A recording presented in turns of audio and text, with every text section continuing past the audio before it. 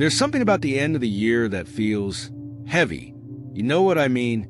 The days seem shorter, the nights feel longer, and even though the holidays are supposed to bring joy, many of us feel drained, emotionally, mentally, and yes, spiritually. It's as if we run a marathon, and by the time we reach December, we're crawling to the finish line. Maybe you've noticed it too. You wake up and feel like your soul is carrying extra weight. Meditation doesn't hit the same. Your prayers feel empty. You're more irritable, more anxious, and less connected to that deeper part of yourself that usually keeps you grounded. And you wonder, why does this always happen at the end of the year? Here's the thing. It's not just you. This pattern is more common than you think, and there's a reason for it. The end of the year isn't just a time of celebration. It's also a time of reflection. And with reflection often comes guilt, regrets, and the pressure to be more, do more, and achieve more. Spiritually, this can be overwhelming, especially if you don't know how to release that weight. But don't worry. Today, we're going to break this down. We'll talk about why this happens, what it really means, and how you can turn this season into a time of renewal instead of exhaustion. So stick around, because by the end of this video, you'll feel lighter, more at peace, and ready to step into the new year with clarity and confidence. My name is Dante, and this is another episode of Inner Guided. 1. The spiritual weight of reflection. Why the end of the year feels heavy. There's something about the final months of the year that forces us to slow down and look back. It's almost like the calendar itself whispers, take a look at what you've done and what you didn't. And for many people, that reflection can feel more like a burden than a blessing. Think about it. January feels like a fresh start. We make big plans, set goals, and promise ourselves that this year will be different. But by December, we're carrying the weight of unmet expectations. We reflect not just on what we accomplished, but also on what we failed to achieve. That's where the heaviness begins. It's not just mental or emotional. It's deeply spiritual. You start asking yourself questions like, did I live up to my potential? Did I spend my time wisely? Did I grow? Or did I just survive? And when the answers feel unclear, or worse, disappointing, it's easy to sink into a sense of spiritual weakness. But here's the thing no one tells you. Reflection isn't meant to punish you. It's meant to prepare you. The heaviness you feel isn't a sign that you failed. It's a signal that you're ready to let go of the past and step into something new. Still, letting go isn't easy, is it? Many of us hold on to guilt. Guilt for not calling that friend. Guilt for not sticking to that routine. Guilt for not being enough. And the more we hold on to that guilt, the more it drains us. It's like trying to walk forward while carrying a bag full of stones. The key is understanding that reflection isn't about judging yourself. It's about freeing yourself. Imagine looking back at your year, not to criticize, but to celebrate what you survived, what you learned, and even what you lost. That shift in perspective, seeing your struggles as lessons instead of failures, can change everything. I'll give you a personal example. Last year, I remember feeling completely burnt out by December. I had so many goals for my business, my family, and even my spiritual practices, but I felt like I fell short in every area. I was so focused on what I didn't do that I forgot to appreciate what I did do. So I tried something different. Instead of making a list of failures, I made a list of small victories. Things like being there for my kids' school plays, sticking to my morning walks, and helping a few people through tough times at my shop.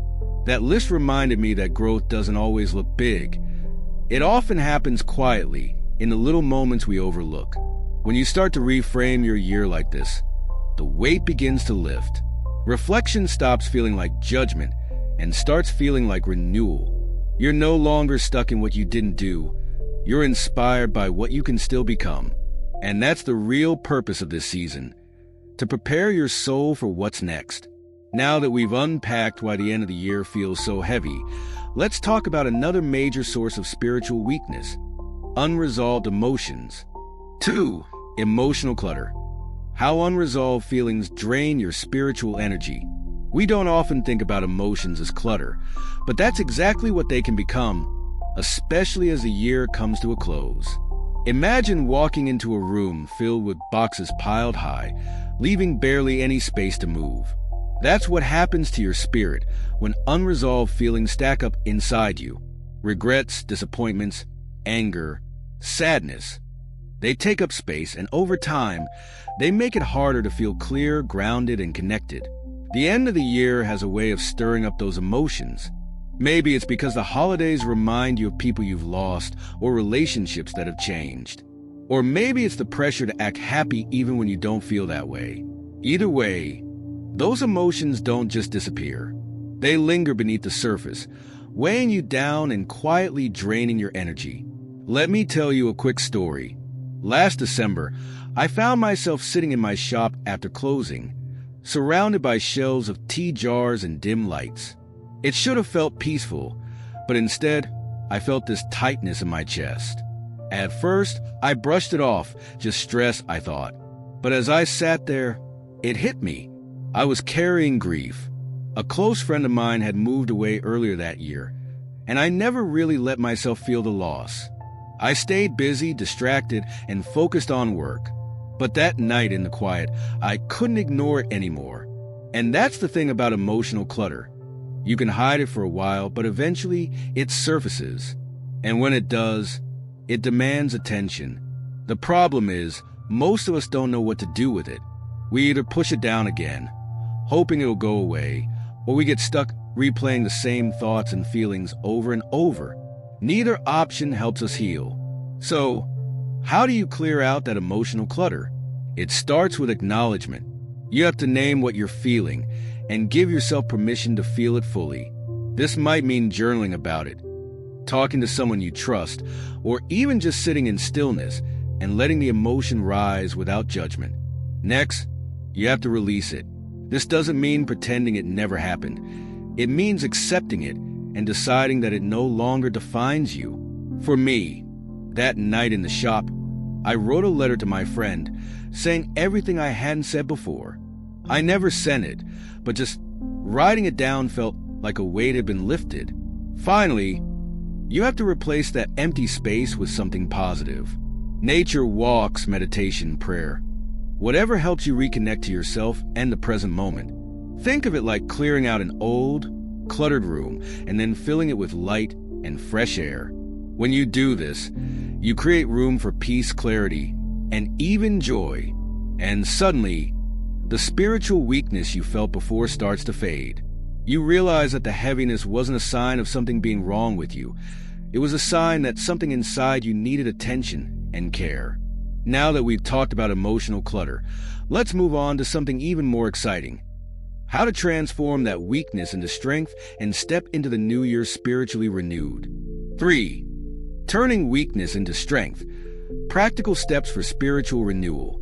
Feeling spiritually weak doesn't mean you're broken. In fact, it's often a sign that your soul is ready for growth. It's just asking for your attention. Think of it like a tree in winter. It looks bare, almost lifeless, but under the surface, its roots are growing deeper, preparing for spring. That's exactly what this season can be for you, a time to strengthen your foundation so you can bloom again. So how do you take that weakness and turn it into strength? It starts with one simple step: reconnection. When you feel spiritually low, it's usually because you become disconnected from yourself, from others, and from your purpose. The first step is to pause and ask yourself, what have I been neglecting? I remember one December when I was completely overwhelmed. Work was busy, the holidays were chaotic, and I felt like I had nothing left to give. I sat down one night, lit a candle, and just asked myself that question: what am I neglecting? The answer surprised me. I was neglecting stillness. I hadn't given myself time to simply be. So I started small. Every morning, before I even touched my phone, I sat quietly with a cup of tea and focused on my breath. At first, it felt strange, almost uncomfortable. But by the end of the week, I noticed something had shifted. I felt lighter, clearer, and more grounded. That's the power of reconnection. The second step is letting go. Weakness often comes from holding on to things that no longer serve us. Old habits, toxic relationships, or even outdated beliefs about who we are. Letting go doesn't happen overnight, but it starts with a decision. You have to decide that your peace matters more than your past. One practical exercise is to write down everything you feel ready to release. It could be fear, resentment, or even guilt. Then, find a way to physically symbolize letting it go. Burn the paper, tear it up, or even bury it in the ground. It may sound simple, but rituals like this send a powerful message to your subconscious. I'm ready to move forward. The third step is setting intentions. Once you've cleared out the old, you have to make space for the new. But instead of overwhelming yourself with resolutions, try focusing on feelings instead of goals. Ask yourself, how do I want to feel in the new year? For me, I chose the word peace. Every decision I made after that, what I said yes to, what I let go of, was guided by that intention. And guess what? It worked. Instead of chasing results, I focused on alignment. And by the end of the year, I felt more in tune with myself than ever before. Finally, don't rush the process. Spiritual renewal isn't about quick fixes. It's about building habits that nourish your soul over time. Start small, whether it's a daily meditation, a gratitude journal, or even just taking a walk in nature. The point is to create moments that bring you back to yourself. When you do this, weakness transforms into wisdom. You stop seeing the end of the year as something to survive and start seeing it as a chance to reset and recharge. And trust me, stepping into the new year with that kind of energy changes everything. Spiritual weakness at the end of the year isn't a flaw. It's a signal. It's your soul's way of asking for rest, reflection, and renewal. The heaviness you feel isn't there to hold you back. It's there to help you grow. When you take the time to clear out emotional clutter, reconnect with yourself, and set meaningful intentions, you transform what feels like exhaustion into empowerment. This season isn't about perfection. It's about preparation. It's about letting go of what no longer serves you and making space for what's coming next. And the best part? You don't have to wait until January 1st to start. Renewal can happen anytime, right now, even in this moment. So as this year comes to a close, give yourself permission to slow down. Be honest about what you're carrying and be brave enough to release it. Focus on small steps, moments of stillness, gratitude, and connection. These simple acts have the power to turn spiritual weakness into your greatest strength. Thank you for spending this time with me today. Remember, every ending carries the seed of a new beginning.